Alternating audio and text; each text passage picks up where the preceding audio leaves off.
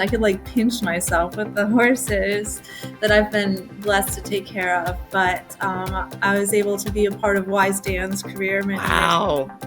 Yeah, he was a pretty cool one. Just so many. Gosh, currently we have Sierra Leone in our care of TFE Equine.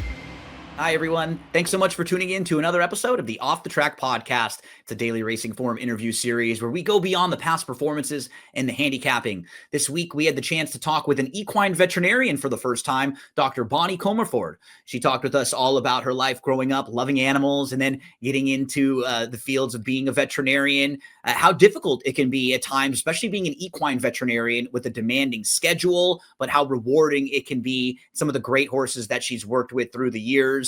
It was a really nice conversation with Dr. Bonnie.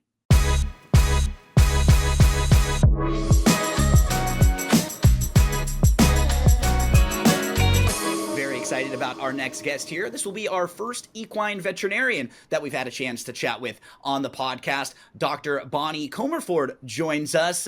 Bonnie, we got the chance to hear you talk a little bit in some interviews with Jenna Antonucci a few years ago, but I'm really excited to get to sit down and talk with you. How are you doing? I'm doing well, thank you. I'm excited to be on the podcast, so thank you for having me. So as we are recording this right now, we're a couple weeks away from the Breeders' Cup. I'm curious, as a veterinarian for you, what's the difference between being a vet for horses on like a regular Thursday or Friday and then horses that are running in the Breeders' Cup? Like, is that much different on those big days and the process you have to go through to treat the horses? Honestly, no, not really. The requirements for the veterinary work done on horses that are all covered by HISA are the same whether they're running in a claiming race or a grade 1 $5 million race. So we kind of treat each horse in a similar fashion. Occasionally there are some more stringent rules set in place for these bigger days that we do have to be cognizant of. You just mentioned HISA, the Horse Racing Integrity and Safety Authority. We've now had a couple years since they've taken over and they've had the lead. What has that been like for you with another body coming in? Does that make your job easier, harder, different than what it was like before? Yeah, no, I think that's a great question. And it's probably a little bit different for everybody depending on whom you talk to. But I think change is always a bit scary for people. And in particular, it seems to be that way at the racetrack. I mean, things kind of have been done the same way for 100 years. And so you want to change them. But in the beginning, initially, it was a bit of a learning curve, getting our daily treatment records uploaded into the HISA portal. But then HISA was really terrific about working with the veterinary practices to integrate our billing software with the HISA portal. So as our billing gets entered into our own software practice, it links up with HISA. So there's really no additional work needed for us. I think the biggest transition is the rules really haven't changed much from what they were. But I think the program had to be rolled out so quickly based on the way that it was enacted and passed into law that there were some bumps in the road in the beginning. But I will say that HISA has been very open to listening to us as veterinarians and amending the rules at our recommendations. And as you know now, they have several advisory committees, a Horsemen's Advisory Committee, and they have a program for the younger generations to be involved as well. So I think that that's great. But really on a day-to-day basis, it hasn't changed how we practice or the way that we do things. One of the things in listening to you talk with Jenna a few years back, you spoke about how not many veterinarians are becoming equine veterinarians anymore and how just difficult that particular job is and being a veterinarian at the track. We can go through, some of the struggles and what makes it a little bit more difficult than just being a regular veterinarian. I mean, that schedule, right? Right off the bat, the schedule of an equine veterinarian is not easy. Yeah, you hit the nail on the head. It's very, very true. And really, the profession reached kind of a critical point where the industry was all recognizing that there was a major shortage of young graduating students that wanted to go into equine medicine. The statistic and the most recent analysis was 5.8% of graduating students from veterinary colleges were going into equine medicine, Wow. which is a really low number. And then of those roughly 6%, within 5 years, 50% of them had left equine veterinary medicine to either pursue careers in small animal medicine or left the veterinary profession altogether. So, it was recognized that it was a really big problem. And the American Association of Equine Practitioners, the AEP, created a retention task force. So what they wanted to do was conduct interviews with 3 groups of people: current veterinary students, recent graduates who are new into the work field, as well as practice owners, in the hopes of identifying some themes and commonalities in what each group was experiencing as the pains of the profession and the desires that each group would have to correct those pains. So, what makes the job difficult from the student's perspective? Probably the biggest complaint is the high student loan debt Yeah. to low income ratio upon graduation. Equine veterinarians really don't make a great starting salary, to be honest, and you have these tremendous amount of student loan debt that you're faced with paying off. So that's really their number one complaint, which is also, a big pain point for the recent graduates that are out in the work field: the lower starting salaries, as well as long hours and the on-call schedules. I'd imagine there've probably been a couple times where you have like plans, right? Or you're going out for the night or there's something coming and then you get a phone call and you got to go right there. Oh, it's like Murphy's Law. I tell you, when I'm on call, I just come home and stay at home, because if I try to go to dinner or a movie, I get a call every time. And there's no off season. There's not a No, baseball, basketball, football. They get a couple months off. Everybody has a little time to maybe go on vacation then to kind of, get recharged. That's you not the charge case, it. right? Yeah. Yeah, no, that's a really great point. And, a lot of people kind of suffer from compassion fatigue and burnout. And it's really important to make the time for yourself, to replenish your own self health bank, so to speak. Yeah. As an industry, we're getting much better at that.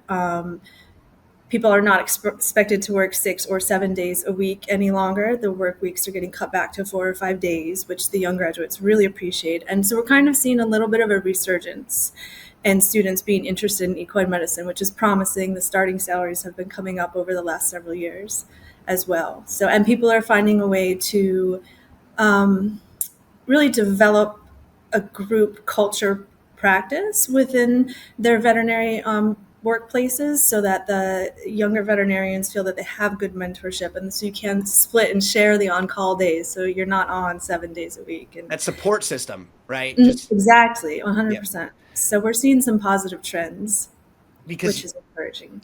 one thing that I imagine is tough when you're kind of starting out on your own too as a vet, like sometimes you have to be more than just a vet. If you're so good, if you're really good at taking care of animals and that's one thing that you love, sometimes as a vet you have to be like a business owner, and then you got to deal with money and contracts, Oh, and that's a yes. whole separate thing than taking care of the horses.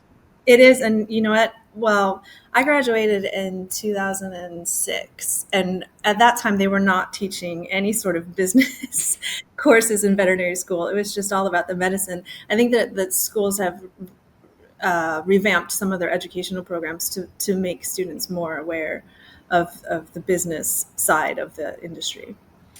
And you're also in this environment where it's very high pressure.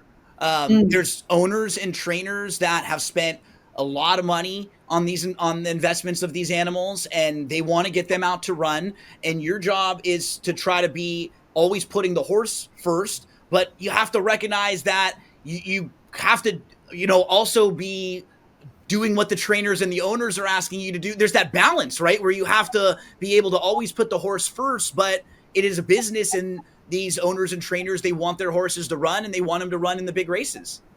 Yeah, I think ultimately our job as racetrack private practitioners is really unique in that we're taking care of young, healthy animals for the most part. And so our job is really to keep them in that top form so that they can keep competing and performing. And yes, it can be a high stressful situation, but I think it is for everyone industry wide. You Yeah. know, jockeys, trainers, blacksmiths, we all feel that pressure to keep the horses performing at their best.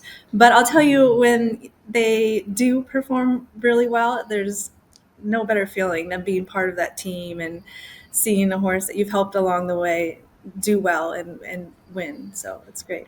And you deal with the highs like that, but then all doctors and veterinarians have to deal with the lows as well, because sometimes it's a decision that could end up being catastrophic. It's a decision that could end up maybe ending a horse's career, or if you're making the right decision. What is that like sometimes, being a veterinarian and really having like a lot of that responsibility on you, because you have to speak for these animals that can't speak for themselves? Mm-hmm. I think with the advance, it's a really exciting time to be a veterinarian and be involved in the racing industry, because we're having so many advancements in technology and advanced level imaging that it does help us make better informed choices. And so we have seen a reduction in our fatality rate. But, unfortunately, and it's been a long time for me personally that I've had to euthanize a horse, but it never gets any easier. It always touches you, and um, it's a strange feeling knowing that you're doing what's best for the horse, but you're ultimately having to euthanize it. So that can be emotionally difficult for sure. It seems to me in particular that being an equine veterinarian is just not one of those like jobs that it's not a 9 to 5 job that you're doing for a little while to like pay the bills. Like, you really love what you're doing to be doing it, because you have to make so many sacrifices just for the job. I would say that's accurate. Yes, I absolutely love what I do, and I can't imagine ever doing anything else. And even when I'm on vacation, I'm still sneaking a peek at the phone to watch a race or check a result. And being an equine veterinarian and at the racetrack is a little bit unique, because we see the same clients and the same horses virtually 365 days a year. So you really develop a strong in the case with our clients, personal relationship with them, and the case of the horses, you really know them inside and out, and you're really invested in their health and well-being. So it's a little bit different than just having an annual wellness visit with your dog or your cat at the small animal vet. Let's go back to the beginning a little bit. Tell us about what life was like for you early on. Where did you grow up? Were you around animals? And did you always have that love for animals? So I grew up in Orchard Park, New York, a few minutes from the home of the Buffalo Bills. Nice. Um, and yes, I was always very much drawn to animals and had dogs growing up. And my best friend, she had an Arabian horse, and we would just go out to the barn for hours, and we would both get on the horse bareback and ride him all over the place. And he was a saint. But so I was the only horsey person in my family. And I always knew that I wanted to be a veterinarian. I don't think that was ever a question that there was anything else I wanted to do. I really knew nothing about the thoroughbred industry until I graduated veterinary school, and I wanted to become a surgeon, an equine surgeon. So in order to do that, you would need to complete a 1-year surgical internship followed by a 3-year surgical residency. So it's an additional 4 years after veterinary school. But I did my internship in Lexington, Kentucky, in the surgery department at Haggard's. And so I was just thrust into the world of thoroughbreds, and I absolutely fell in love with it. You are Um, right there in the middle of it in Lexington, right? yes, yes. And by nature, I'm kind of a competitive person, and I love sports. So it was such a natural fit for me. Um, Early on, I was doing a little research on you. There was a horse that is named Turn Me On Angela. Was that a one that holds a special place in your heart? Yes. So she was my first horse, and I, had babysitting jobs and did chores to be able to afford to take 1 or 2 lessons a week. And so my riding experience was fairly limited, and she was fresh off the racetrack.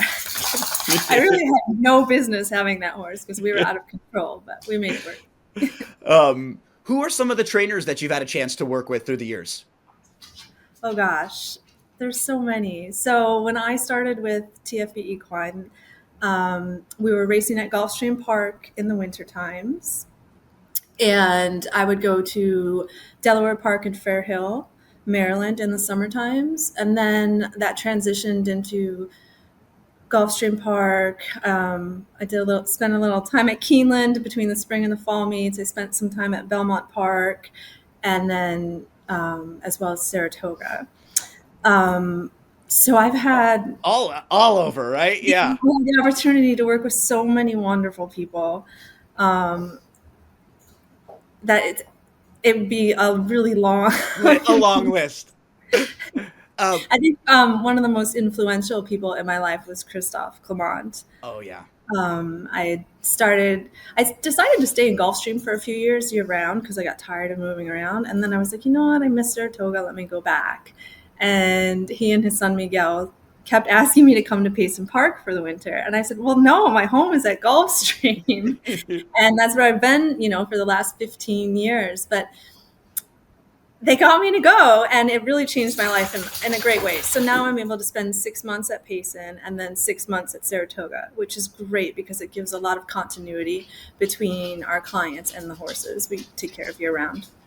I'd imagine as you have been to different tracks around, are the facilities and the equipment and each track like different for how positive it is for the horses? Do you see like at Keeneland and tracks in Kentucky that they just have a lot more tools, products that make it easier for you to take care of the horses there? Yeah, that's an interesting question. I think probably the number one thing I would touch upon is the amount of available land for the horses. Like at Yes. Payson Park, I always say it's heaven for horses. It's so beautiful. They are able to go out in paddocks and round pens, and basically going back and forth from the tracks, from the barns to the track is like trail riding. And Fair Hill is much that way also. So the training centers have a little bit more room for the horses to stretch their legs and just be horses. And a lot of our big racetracks are really in urban areas. And they're still able to put up round pens and have some grass for grazing and stuff. But I think the training centers have a little bit more leeway for the horses to have some downtime. One thing when you're treating these horses, and the same thing we find with doctors when they're treating humans, is that not everything that works for one horse is going to work for the next. There are individual beings. You kind of have to do sometimes probably like some trial and error, maybe a little bit of working on different methodology. What works for one maybe doesn't work for others. You talked. When you say a word and you're talking to some of your owners and you say a word like surgery, is that like a scary word when you're talking about like what you may need to do? Because I think when you hear it, sometimes you think, oh, but there are such smaller levels and little procedures that you might do that can fix a horse. Like, does a word like that, have a stigma? So one of the unique aspects about being a private practitioner at the racetrack is really we deal with the trainers, and they act as the agent on behalf of the owner to make the day-to-day decisions. And they are ultimately the ones who have the most contact with the owner. And so they deliver that message. Oh, your horse has a chip in its ankle and it needs surgery. It's not uncommon for owners to have questions and call us, but most people all of our clients, they're such tremendous horsemen. They've been doing this their whole lives, so it's rare to have something that surprises them or kind of scares them or takes them aback.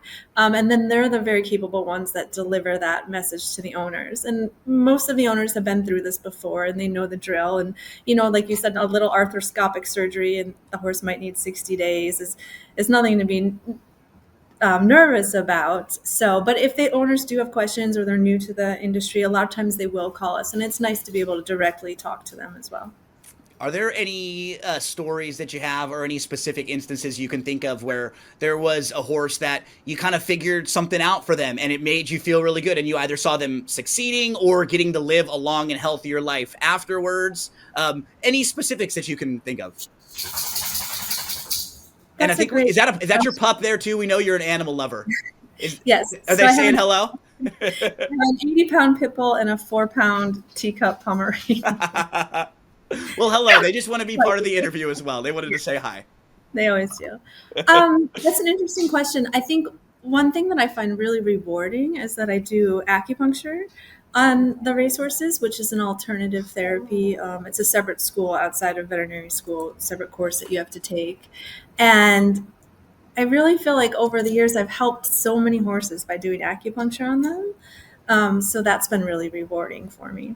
And you were talking about how now with technology, it makes your job a little bit easier in that you can find things maybe quicker, or you can find more things that vets weren't able to find 20, 30, 50 years ago when they were looking. Wanted to ask you about some things and some of the treatments that you and the places that you've worked with do. I mean, like digital x-rays, on track video, and endoscopy. Like those things are very helpful and using the technology to just make things easier for you. Absolutely. The digital radiographs really improved the quality of the images that we were able to obtain. And so that was a game changer for sure. And now, we have more advanced imaging.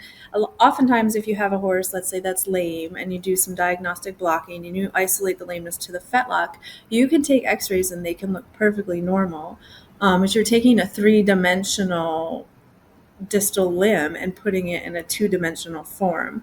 And so there's a lot that x-rays cannot see and cannot detect. And that's where advanced imaging modalities such as CT scans, MRIs, nuclear scintigraphy, and PET scans really become helpful for us.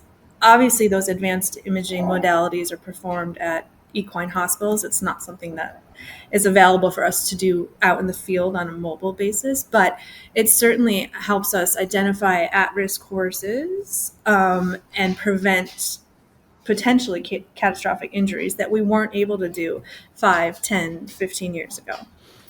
Couple of treatments I wanted to ask you about. You could tell us maybe positives or if there are any negatives to them. Acupuncture and then shockwave therapy are things that we hear about.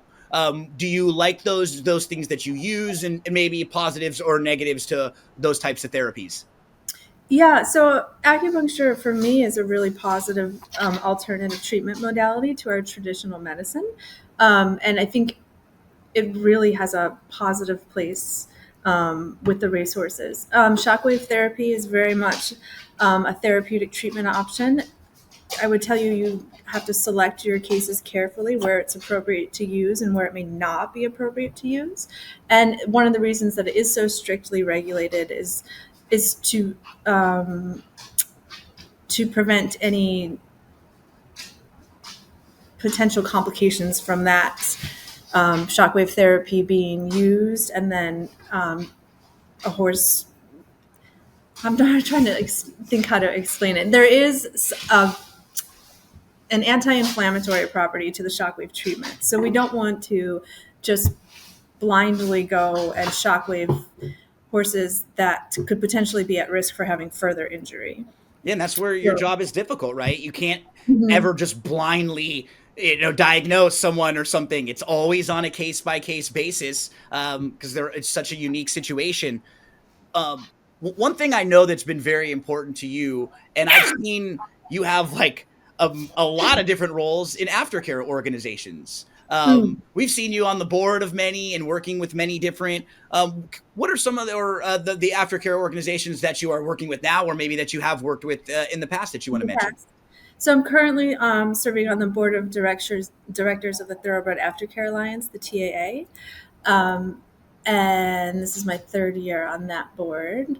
And that's an industry-wide organization that has broad-reaching effects. On a more local level, I was very involved with Florida Track when that was the rehoming organization in place for South Florida racetracks. It no longer exists, but Marina Gunderson is in charge of the Gulfstream Park Thoroughbred Aftercare program. So when horses are looking for retirement, their connections reach out to Marina, fill out an application, and I work very closely with her, going through their histories, their diagnostic images, so that we can come up with a best rehabilitation program for them. And it's super important as well to try to have an accurate prediction of what we think these horses will be able to do in their future athletic career, so that we represent them responsibly.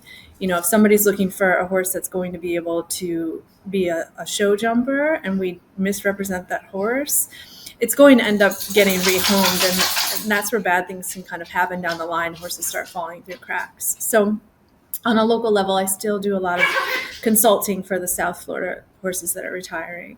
That process you were talking about is something that is interesting to me, because we think of when horses retire of them going off to be a stallion or a broodmare, and that's the really good ones and the ones Right. that have had great success. But most of the horses are going to have just a really quiet retirement, and there's not going to be a big press release about it. And when that happens, that process is much different than, oh, how much are we going to have this horse be, per the stallion for this year, right? Sure, absolutely. The thoroughbreds, for a while, they kind of got phased out of the show horse world in favor of warm bloods, but they've seen a great resurgence, particularly in the last 10 years. And programs such as the Retired Racehorse Project really showcase the versatility of these thoroughbreds and what they can do in their second careers. And so there's a big demand for them now. And Do people you, are willing to put in the time if they need, a little bit of rehabilitation. do you think racing can do more to prepare some of these horses? And then it kind of sounds like you've seen already some positive changes along the way through the years. Absolutely. My first year on the racetrack was 2008. And I think there's been um, a very real shift in the sense of responsibility that people have for retiring these horses before they sustain an injury that would limit their future athletic performance, and then retiring them responsibly as well. And I think that's a really positive thing that the industry should be proud of. And at times we are able to highlight that on big days and through projects like I said, the Retired Racehorse Project.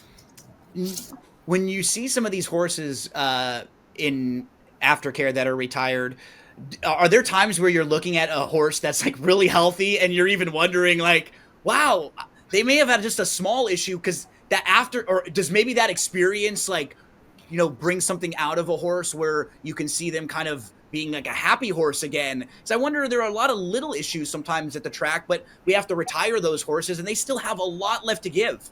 Yeah, I mean, sometimes they honestly just are retired because they're just not fast enough. Yeah.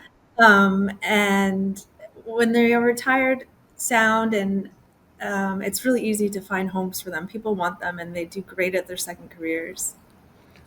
When you've had that opportunity, are there any names of horses that you can remember or that you get a chance to interact with now that were former race horses, that you see are, jumping or have had like a really successful second career?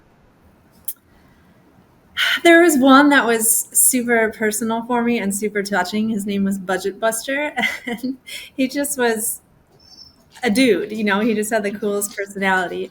And he ended up being retired because he had a chip in his knee and he needed to have arthroscopic surgery. And the woman who adopted him came and she fell in love with him. And I did the pre-purchase work pro bono for her, and she ended up adopting him, and she did his knee surgery, and we are friends on social media, and so I get to follow him now. He's That's a great. successful show horse. Mm-hmm.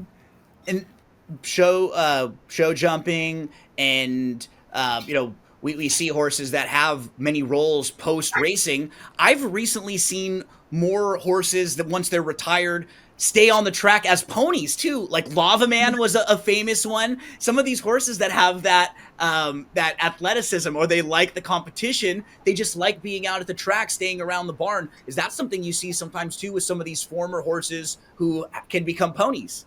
Absolutely. I mean, most famously from in my mind, Barkley Tag had Funny Side that he Yep. had a pony for a little while. Right now, I know Mr. Mott's pony is a horse that one of our clients used to train. So yeah, a lot of them enjoy being at the track. They enjoy what they do, and they make great second careers as ponies. Now, we're talking about a lot of positive stuff, but like in any industry, there are some ugly sides of things that happen at the racetrack. There are instances where horses are getting raced maybe too often, or horses that have had an injury maybe get raced. I read a quote from you that I want you to just kind of elaborate on a little bit more, or maybe you can talk about why that's why you became a vet.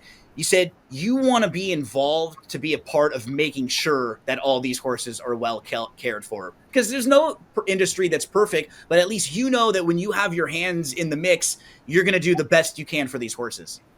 100%. I mean, like we talked about a little bit earlier, they can't advocate for themselves. So they need to have people in their lives that are advocating for them. And I think a lot of times it's not malintent of people. I No. think it's that they just simply maybe don't know how serious a condition can be. And that's where it's our job to help try to have those conversations about when it's time to stop on the horse.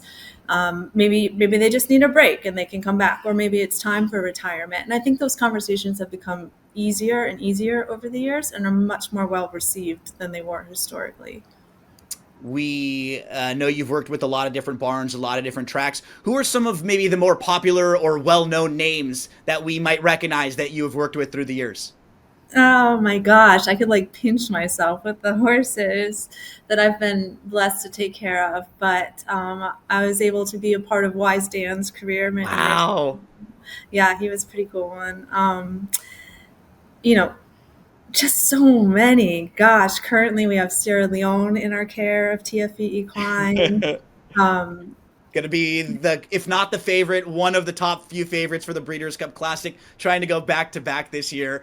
Yeah, just we love to hear those big names, but you have been in so many different barns and at so many different tracks around the world. yes, yes. Luckily, I take a lot of pictures, so I have a lot of memories documented. But yeah, I feel so blessed to be where I am in my career and my life. And, being here in Saratoga right now, Belmont Park has been closed and under renovation, as you know. So all the big guns are here. I mean, Fierceness and Mindframe, they were breezing this morning. And, I'm sure Sovereignty will be, and Sierra will be breezing this weekend. And it's just exciting to be around. Do you make any wagers when you're at the track? That's something that I always get asked by people who are guests on the show. No, never. Just depending on the jurisdiction that you're working. I'm not even entirely sure because I never gamble because I'm too scared to lose money. But I think it's potentially a conflict of interest as a Absolutely. veterinarian. Yeah. Mhm. Okay. But I do joke that sometimes the more you know, the The worse worse off. it is. Yeah, Yeah, absolutely. you When think, oh, I this horse is doing so well. He's got to win today. it's the worst when you're a handicapper gambler like me, because any one of my friends that knows this, I get the messages, and then after the bad days, it's like, you do this for a living? This is your job, right? And like those are the responses I get, and I'm like, it was a bad day. I'm sorry. Like next week might be better, but it's Well, we're working in a profession where if you're winning 20% of the time, you're hugely successful. So, exactly. Okay, Bonnie, we have some fun quick hits to ask you about. okay. If you weren't a vet for a living, what do you think you would be doing? I think that I would be a pediatrician. That's a great one. Hmm. Um, what kinds of things do you like to do when you're not at the track, or in those few times when you're not dealing with the horses? I love hiking, and Saratoga Springs is one of the best places to be to enjoy that. Yes. Movies, TV shows that you're currently watching. Listen, I just finished the Ed Gein series, Oh, and on Netflix. yes, I watched Dahmer, wasn't scared. I watched the Menendez Brothers, wasn't alarmed. After the first episode, I said, I don't know if I can watch this anymore. And That I've would been sleeping with the light on ever since. Do you like scary stuff?